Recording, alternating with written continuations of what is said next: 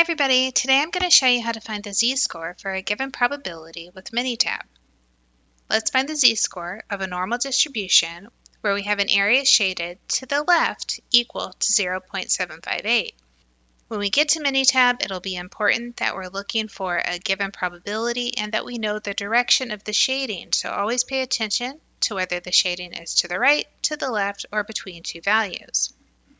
In Minitab, we'll select Graph, Probability Distribution Plot, View Probability.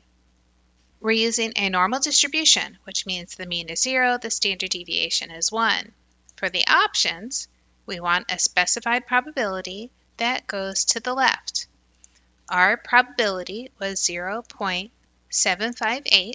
When we select OK, we'll have to select OK one more time.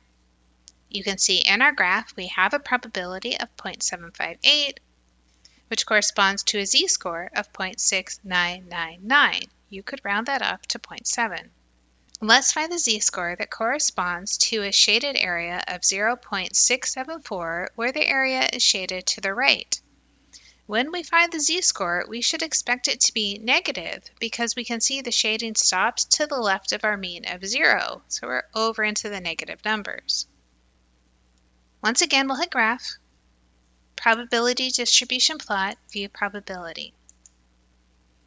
We stay with a normal distribution, mean of 0, standard deviation of 1. In the options, we are now going to the right, and we're putting in our probability of 0.674. This corresponds to a z-score of negative 0.4510.